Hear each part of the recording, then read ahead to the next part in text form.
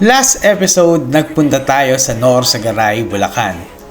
Dito natin natagpuan ang Sitio Coral, Barangay Matitik, ang Bernabe campsite. Think anyone can save me, and honestly I'm not really sure I want saving. I like to be my own worst enemy. There's no risk if you don't try at anything, so I'ma just keep buying everything. See you in the next life, have to be a better me. I don't think that my head's on straight. Gotta flip it and grip it and go and get an x-ray. What's wrong with me? I just feel weight pushing up.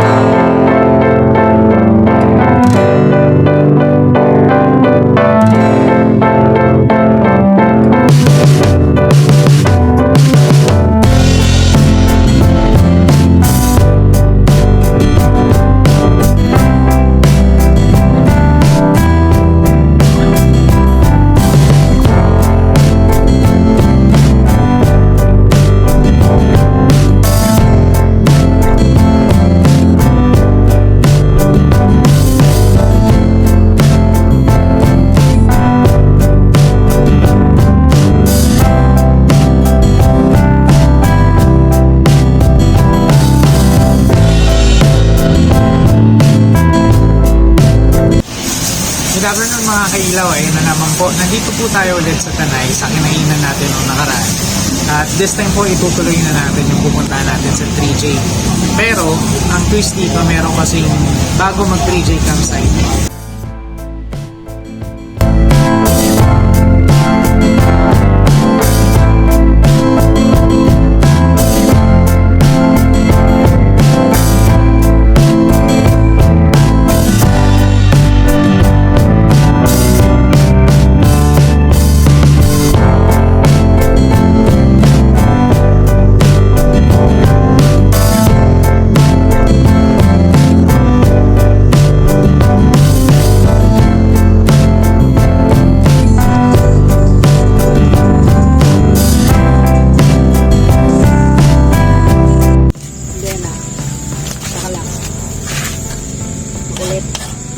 Hindi pwede rito.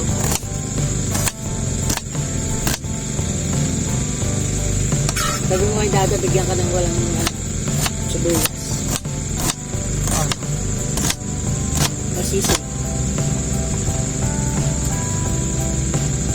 Yan mga guys.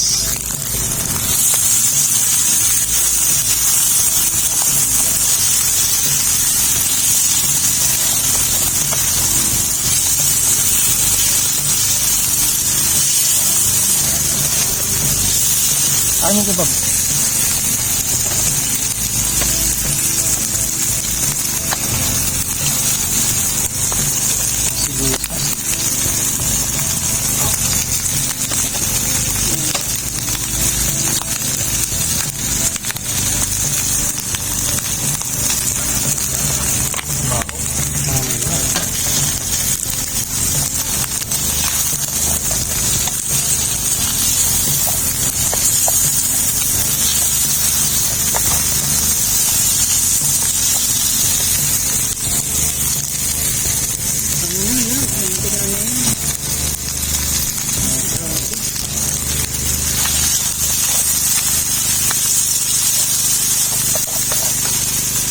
Kuha ka ng itlog sa margarino. Yan, masarap yun.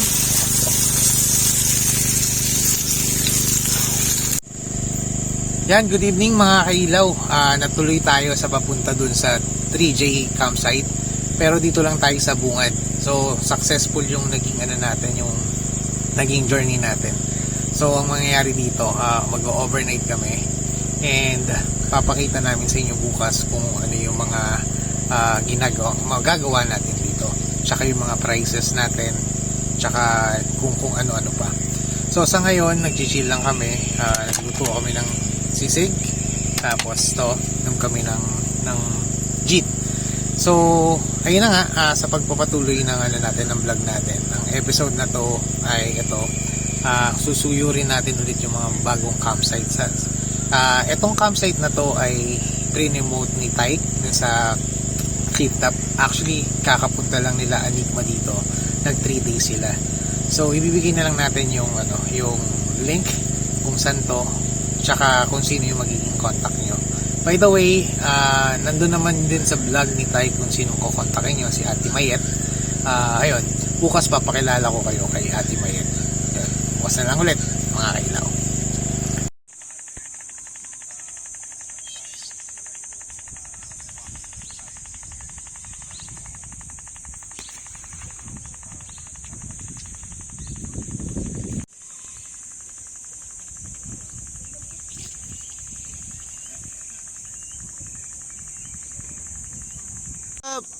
Abab.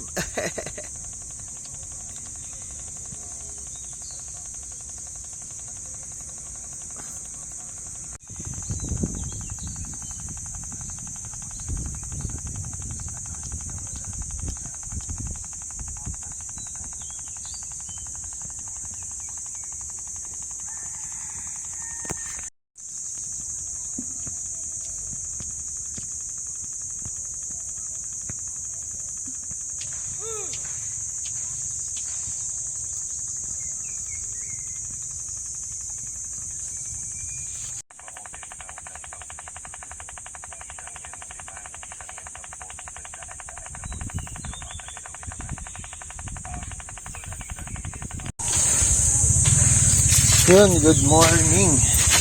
Good morning mga kailaw. Ito na po yung pinaka parang first day namin kasi night kami dumating dito. So first day namin ngayon,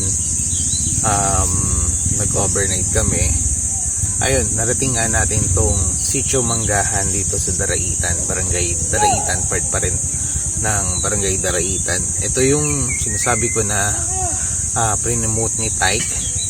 So, ayun, ang in-expect namin this day is maraming pupunta kasi nga parang nag-success yung yung promotion nila kasi sila Enigma daw nag-ano. Pero nakita ko naman sa mga video na nandito nga sila Enigma nag 3 days 2 nights sila. So, ayun yung nakita nyo, yung vicinity na to. Maganda siya, maganda yung tubig, tas sobrang tahimik sa gabi at yung may-ari Kuya Ronnie tsaka si Ate Mayet, mag-asawa sila yung may kubo dito part kasi ang pala dito, ang sistema pala dito is sila yung parang mga dumagat, tapos yung ilog na to is walang pwedeng magtayo ng kubo kundi ang mga dumagat lang. And ang nakakatuwa dito is yung mga kubo dito hindi ka pwedeng susobra, merong limitations yung kubo na ipagagawa mo, kaya pantay-pantay siya. And also ma-add ko lang sa taas, pag halimbawang tinanong kayo kung kaninong kubo, sabihin nyo lang yung pangalan nila, idadaling kayo dun sa kubo. Maganda yung dito, yung samahan nila, walang sulutan, nakakatuwa yun. Tapos naka-banding pa natin si Sir Ronnie kagabi. Nagkakwentuhan tayo ng mahaba at marami tayong nalaman tungkol dito.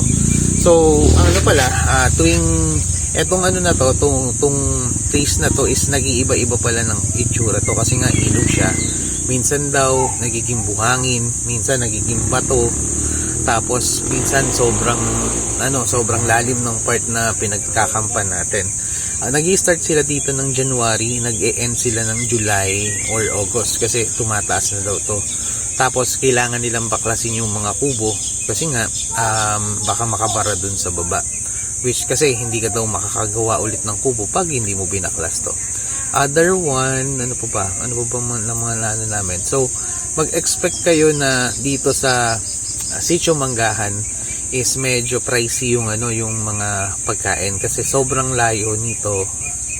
Hindi naman sobrang layo typical, pero malayo yung transport nung pagkain papunta dito, tas baku-baku pa. Imagine mo 300 pesos bago ka makapunta dito, dun pa lang yun sa kanto, parang tricycle lang ata yun or jeep. 300 tapos yung pala dito, yung transportation dito before 2 beses sa isang araw, ngayon 1 beses sa isang araw na lang. Imagine nyo yun.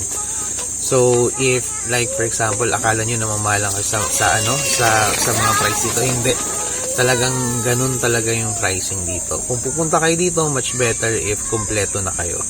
Pero mas maganda syempre makabili kayo dito para makatulong din kayo sa mga lokal. Kasi ang itinatagal lang pala nitong campsite na to is ano lang, January, February, March, April, May, June. So 6 months, 6 months lang or 4 months daw yung max kasi may tag-ulan pa na part. Ayun, so ayun lang muna yung may share ko sa inyo. Yun, good afternoon mga kailaw. Alas 12 na po, kakain tayo. Ulam natin ngayon is hotdog, tsaka ano yun, Labs? Cup noodles. Cup noodles, tas Coke. Yun. Sarap. Ang gagawin namin dito ngayon is mag-extend siguro kami kasi ang sarap ng tulog namin. Pero anong oras tayo natulog? Tulog kami. Hanggang ngayon lang kami nagising, tapos pagising, kain naman. So, ayun. Fresh na fresh, kaso tingnan nyo yung ano. Ayan. Pakita ko sa inyo yung ano, yung nakikita natin dito ngayon. Hi mga kailaw! Ito po ang view dito. Punta po kayo dito, ang sarap matulog. Kung pahinga talaga rin ang gusto nyo. Although lahat naman ng camping site makakapagpahinga kayo. Pero dito ang sarap, grabe. O, pakita mo yung view, Labs. Yan yung view. View namin. So ito pa lang ano na to, yung kubo na to, yan. Itong tinatayuan ng ano natin, nung tent natin. Ano yan, pabalita ko sa inyo kung magkano yung presyo. Yan, pero ano to, 1,000 kami overnight, no? All in na yun. All in na yun. Paliwanag ko sa inyo kung bakit naging ganun. Akala nyo mahal pero mura na yun pagdating dito. Kukwento ko sa inyo mamaya.